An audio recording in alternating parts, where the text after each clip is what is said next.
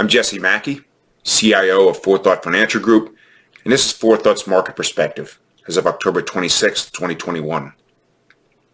Yesterday, the S&P 500 index achieved a new record price for the third consecutive trading day, after experiencing a minor drawdown of 5.87% that began on September 2nd. Across all asset types, U.S. small-cap stocks and global private equity are the best performers year to date, while U.S. aggregate bonds show the worst performance. Most stock types, with the exception of emerging markets, continue to outperform bonds by a wide margin so far this year. Historical data indicates that once a new bull market has been confirmed, which happened on August 18th of last year when the S&P 500 index had recovered from its March 23, 2020 bear market low point and achieved a new record price. The longest time period on record since 1950 before the beginning of another bear market was 7.44 years, with an average of 2.44 years. Only 1.19 years have elapsed from the point of bull confirmation in this instance so far. There's usually been at least one 10% plus correction, but often several, between most bear markets in history. The average time between the end of one correction or bear market and the start of another is a little over 1 year. The first correction in the current bull market was completed 1.09 years ago on September 24, 2020.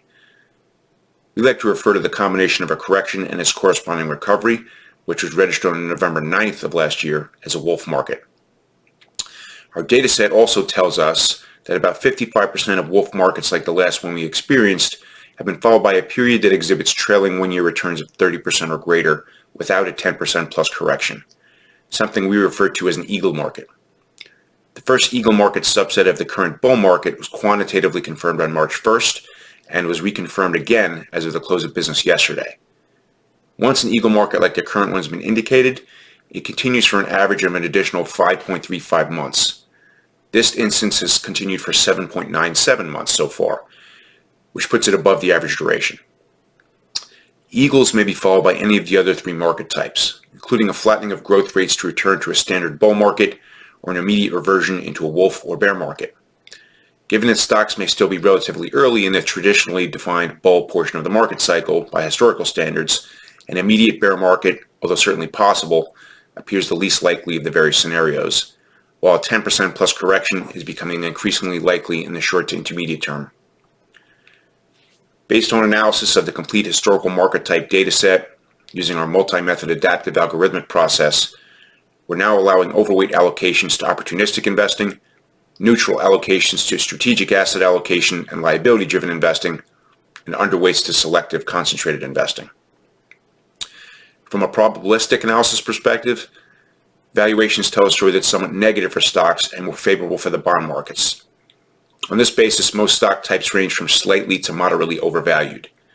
Bonds range from moderately undervalued in the case of long-term U.S. Treasury bonds to near fair value in the case of emerging markets bonds and Treasury inflation-protected securities. Long-term U.S. Treasury bonds now reflect the most attractive pricing relative to the alternatives, while U.S. mid-cap stocks are the least attractive. Against this backdrop, the outlook for stocks is now slightly negative in the short to intermediate term based on the overall aggregate of our historical market type data analysis and quantitative probabilistic analysis. I hope this was helpful. If you have questions or you'd like to discuss what this means for your particular situation, please contact 4Thought at 516-300-1617 or info@4tfg.com. And don't forget to subscribe to our blog feed and our YouTube channel. Thanks for watching, and see you next week.